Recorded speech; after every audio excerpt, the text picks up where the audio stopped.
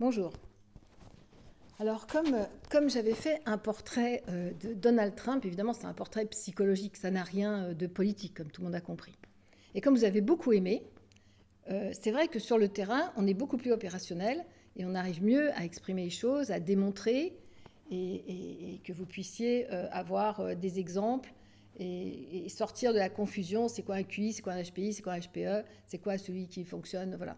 Donc j'ai choisi un personnage très intéressant qui est en ce moment chez Cyril Hanouna, ben oui. Comme je ne vais pas aller dans la rue prendre des gens que je ne connais pas et que vous ne connaissez pas non plus, comme on n'a pas d'amis, vous et moi, en commun pour l'instant, on va prendre, je sais que beaucoup de personnes regardent TPNP en ce moment, on va prendre Thomas aujourd'hui. Voilà. On va prendre Thomas qui est attendez, je vais accrocher mon micro, ça sera plus simple. Thomas qui est quelqu'un qui disait, Thomas a dit qu'il était, quand il est arrivé à l'émission, il a dit qu'il était HPI. Alors, on va voir quelle est la différence entre quelqu'un qui est HPI, c'est-à-dire haut potentiel intellectuel, selon ma théorie que j'ai mis en place. Je vous rappelle quand même que je suis sur une base psychanalytique, donc c'est vrai que dans mon école, c'est très très bien expliqué, sur la base du monde de la mer, etc. C'est plus compliqué quand on le fait en portrait, mais on va voir les traits de caractère. Pour qu'on arrête de confondre, alors c'est intéressant dans la mesure où ça va vous éclairer, vous montrer les différences. Déjà j'ai dit, alors Thomas a dit officiellement qu'il avait passé des tests, de QI bien sûr, et il a dit qu'il était HPI.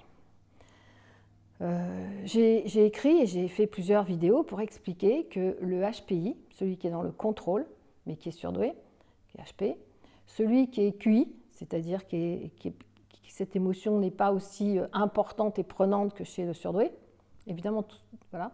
Le QI n'est pas un surdoué, c'est un QI, quelqu'un qui est très intelligent. Le HPI, il fait partie des surdoués dans la racine d'ailleurs de autiste et Asperger. Et ensuite, vous avez le pervers. Les trois ont le même fonctionnement. Ça veut dire qu'on peut confondre facilement une personne QI, qui est une personne intelligente, qui est très, très adaptée, qui passe des diplômes, qui sait se mettre dans un système, qui ne se sentira pas perdu, qui sait s'adapter. Voilà, ça c'est le QI, il est adaptable, il fait des hautes études, il a beaucoup de diplômes, voilà. Il n'est pas dans la recherche, il est dans quelque chose qui est très cartésien, de démontrer des choses. Voilà, ils font des grandes écoles, voilà. D'accord. Ça, vous le situez. Non, on ira un peu plus loin après. Le HPI, c'est quelqu'un qui a mis ses émotions dans une cocotte minute, dans une cocotte qui est 8 minutes parce qu'elle va imploser tôt ou tard. C'est ce que j'ai dit, on finit toujours. Les HPI finiront de toute façon avec un burn-out pour pouvoir assumer et reprendre leurs émotions, ce qui est très difficile et très violent pour eux. Et ensuite, vous avez le pervers. Qu'est-ce qu'ils ont en commun tous les trois? C'est qu'à un moment, on les confond. Vous allez confondre facilement un HPI qui ne vous démontre aucune émotion, enfin aucune, qui ne démontre pas l'émotion si facilement, on va dire.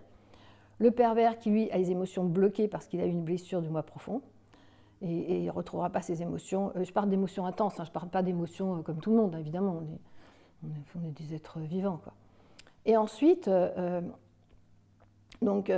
le pervers n'a plus accès à ses émotions dues à une blessure du moi profond, blessure narcissique, etc.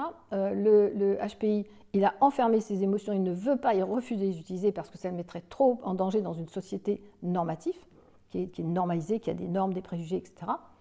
Et le QI, qui lui ne fait pas semblant d'avoir des émotions cachées, mais qui est simplement quelqu'un d'extrêmement cartésien, extrêmement lucide, avec tous les trois évidemment ont des fortes personnalités, mais évidemment ce ne sont pas, il va falloir différencier ce que moi j'ai appelé HPI et ce qui est HP et ce qui est QI et pervers. Donc le pervers on va le mettre de côté, parce que j'ai dit que c'était des surdoués ratés, c'était un mise à l'échec. Pour des raisons, voilà, on ne va pas rentrer dans toute la base psychanalytique, mais voilà, on va mettre ça de côté. Donc ceux-là, ils sortent du... Et après, ils sortent de ce que je voudrais vous démontrer. Et ensuite, à ne pas confondre, parce que c'est vraiment troublant, le HPI, que j'appelle moi HPI, c'est-à-dire haut potentiel intellectuel, qui fonctionne avec une partie émotionnelle et une partie rationnelle. Tous les détails, c'est dans mes vidéos, c'est dans mon école, je ne peux pas tout... Mais je vais essayer de vous éclaircir sur la différence entre le HPI et le QI. Et le QI est une personne qui est intégrable. Voilà. Si on prend comme exemple Thomas, qui est dans l'équipe chroniqueur chez Cyril Hanouna, qui est monsieur qui est professeur, qui a fait des très hautes études, voilà, aucun souci. Vous remarquez qu'il prend des notes tout le temps. Alors, ce n'est pas qu'il prend des notes pour faire un livre comme certains l'ont cru, ça n'a rien à voir. Il prend des notes parce qu'il a besoin d'organiser, de structurer, de voir où il en est, etc. C'est ce que je pense, ça ne veut pas dire que c'est vrai, c'est ce que je pense, c'est ce que je dis, c'est ce que je pense. Ça ne veut pas dire que c'est réel. Mais j'aimerais juste vous éclairer sur par exemple, si on va utiliser Thomas, puisqu'il est dans Chroniqueur et que j'ai été chez Cyril, donc on peut se permettre, c'est en tout bien, tout honneur. Donc, quand vous voyez Thomas qui a dit « je suis HPI », moi je te dis non Thomas, et Thomas est un QI, c'est un garçon très intelligent, alors la différence par exemple entre le HPI qui est créateur et le QI qui est absorbeur de culture. Les QI sont des gens qui ont une grande absorption, qui ont la facilité pour absorber des données. Alors que le HPI, il va absorber des données, mais il a besoin de mettre une touch de créativité. Alors, le HPI, j'ai eu quelqu'un tout à l'heure au téléphone, qu'on va se reparler ce soir, mais qui n'a pas compris qu'est-ce que c'est créativité. La différence entre quelqu'un qui lit des livres et qui prend tous les renseignements dans ce qu'ont écrit les autres, qui est aussi, c'est fait pour ça, sinon il n'y aurait pas de tracé, de traçabilité, d'histoire, etc. Et la différence, c'est que le QI va prendre des informations qu'on lui donne, il va chercher les informations, il va les répéter, il va les stocker. C'est une forme d'intelligence de culture. Le HPI, lui, il ne peut pas faire ça parce qu'il a un côté, malgré tout, dans l'émotion qui est enfermé pour l'instant, jusqu'à ce qu'il fasse son petit burn-out et qu'il accepte ses émotions, ce qui est très difficile. Il a un côté quand même créatif parce qu'il est HP. Alors après, ces dénominations, franchement, on s'en fout, mais c'est juste qu'il faut noter la différence, donc il faut identifier, c'est pas mettre dans des cases, hein. C'est identifier. Comme on identifie un autiste, un Asperger, on doit identifier un surdoué. Moi, j'ai préféré le mot surdoué, mais j'ai détaillé entre haut potentiel intellectuel pour faire cette théorie et haut potentiel émotionnel. Thomas, évidemment, est quelqu'un qui structure, qui contrôle tout le temps, enfin, parce que c'est son personnage. C'est pas qu'il contrôle parce qu'il a peur des émotions. Il contrôle parce que c'est sa façon de mettre en place la structure, de pouvoir répondre, de prendre des informations. Vous voyez, ce genre de personnage. La différence, quand vous voyez un HPI, c'est que malgré tout, le HPI, il est empathe. C'est-à-dire qu'il est empathique. À un moment, il ne va pas avoir une émotion, mais il va faire une petite réflexion. Oui, ça ne vous fait pas trop mal, oui, ça ne vous dérange pas trop. Enfin, vous voyez, le HPI, il va quand même, j'ai envie de dire, balancer des mots qui sont des mots émotionnels, mais il va les dire avec beaucoup de contrôle. Vous voyez, la différence, elle est énorme. On peut voir qui comme HPI. Il faudrait que je trouve un HPI pour que je vous montre vraiment que c'est... Oui, s'il y en avait un, c'est comment il s'appelle, Édouard Philippe. Édouard Philippe, c'est qui est au Havre, le maire du Havre. C'était impressionnant, je vous parlerai de lui un jour. On fera un portrait d'Édouard Philippe, c'est intéressant. Avec les maladies auto-immunes et machin. Quand vous refoulez vos émotions, vous créez des maladies auto-immunes, évidemment. Donc, les émotions sont quelque chose de dangereux, c'est ce qu'a cru le HPI. Il l'a refoulé de l'enfance parce qu'on ne lui a pas permis d'utiliser ses émotions. C'était dérangeant dans une famille, soit d'intello, soit de gens où on ne parle pas d'émotions, vous voyez. Donc le HPI, comme le QI, vont suivre des études, mais ça va être différent. Il y a toujours ce côté créatif, cette interrogation personnelle, alors que le QI est un puits de connaissances qu'il va prendre chez les autres. Donc il est complètement capable de retranscrire des situations, mais la différence, c'est qu'il a pris cette connaissance, alors que le HPI, lui, il a créé la connaissance. Vous voyez, il y a une nuance qui est difficile à expliquer, mais le HP, c'est un surdoué, c'est un créateur. Donc création, ça, comme l'a dit ce matin, mais ça ne veut pas dire dessiner, peindre ou planter des choux-fleurs ou ce que vous voulez. Non, création, c'est pouvoir oser et dépasser quelque chose de cartésien, quelque chose d'imposé, quelque chose de carré. Voilà, c'est ça la créativité. Créativité, c'est faire un rond dans un carré et dire que c'est un carré, mais en réalité, c'est un triangle, c'est un peu ça. Donc ce côté créatif qui est compliqué pour le HPI de comprendre et vers lequel il aura accès beaucoup plus tard en faisant ce burn-out, c'est-à-dire qu'à un moment, l'émotion va quand même se faire entendre et va quand même percer et va quand même l'obliger à rentrer dans cette partie émotionnelle qui lui fait tellement peur parce que accepter la partie émotionnelle chez un HPI, ça voudrait dire qu'il n'est plus intégrable, qu'il ne peut plus faire comme tout le monde. La différence avec le QI qui, lui, toute sa vie, pourra faire comme tout le monde, pourra s'intégrer, pourra poser des congés à l'avance, s'organiser, etc. Le HPI, l'imprévisible lui fait peur, mais malgré tout, quand il prend vraiment son plein potentiel d'énergie, d'émotion, ce qu'il aime, c'est organiser les choses sans que tout soit prévu à l'avance. Donc vous voyez, le HPI est quelqu'un de caché dans sa créativité, parce qu'il n'a pas fait émergence, parce qu'il ne s'est pas encore mis dans la lumière, alors que le QI va organiser des choses en prenant des renseignements et en mettant bout à bout et en reconstruisant quelque chose qui lui convient, mais qui n'est pas sur une base de créativité. Ça ne veut pas dire que... Alors, je rectifie tout de suite, ça ne veut pas dire que l'un est idiot et l'autre est intelligent. Il faut arrêter avec ça. Ça veut dire simplement que ces fonctionnements sont fondamentalement différents. Et que... Alors, pourquoi je dis ça? Parce qu'à un moment, Thomas, pendant l'émission, a dit... alors, c'est vrai que le QI, par exemple, il va imposer... S'il a une idée, il va l'imposer avec force.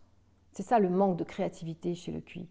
Alors que le HPI, il va imposer une idée, mais si on lui explique, il va commencer à tourner dans sa tête, à mettre, vous voyez, à mettre un peu de créativité et remodeler et repasser l'information différemment. Mais il ne va pas rester borné sur un truc qui est très carré, qui est posé, dont on ne peut pas discuter. Thomas, c'est un peu ça. Quand il avance une idée, on ne peut pas discuter. Le HPI, il va défendre ses idées jusqu'au bout, alors que le QI, à un moment, est capable de faire volte-face quand il voit qu'il ne peut pas passer. C'est tout à fait Thomas, par exemple, quand vous le suivez. À un moment, il voit qu'il ne passe pas, que tout le monde lui dit mais non, mais non, mais non. Et là, il fait volte-face, il sourit et il reprend une autre posture. Une autre façon d'entrer en communication avec les autres. Il ne baisse pas les bras, mais il dit ok, vous voulez comme ça, d'accord, on va faire comme ça. C'est une façon de s'adapter en permanence. C'est leur fonctionnement. On n'a pas c'est sans aucun jugement de ma part et sans aucune critique. Simplement, je n'accepterai pas qu'on dise qu'on est HPI et que tous ces tests qui ont été mis en place dans une folie humaine détectent des personnes en leur disant qu'ils sont HPI, alors que ce sont des QI, c'est-à-dire la différence, elle est dans ce que j'explique, dans ce côté cartésien qui prend les connaissances, qui les restructure et qui les redonne, alors que le HPI va être toujours sur une base de créativité et va finir par lâcher le système qui est très encombrant pour lui. Il a refusé les émotions parce qu'il est resté... Il a voulu être dans un système normatif et affronter ce système normatif sans qu'aucune émotion vienne le déranger. Les émotions, c'est quoi? C'est l'empathie, c'est le je t'aime trop, c'est je ne veux pas me sentir abandonnée donc je ne t'aime pas, je refoule l'amour que j'ai pour toi, ou je t'aime d'une certaine façon. Vous voyez, c'est tout ça qui est mis sous contrôle et qui est épouvantable. Mais voilà, le QI, lui, alors si on parle d'empathie, non, le QI n'a pas l'empathie du HP. Vous voyez la différence, on va dire surdoué. Le QI n'a pas l'empathie du surdoué. Pas du tout.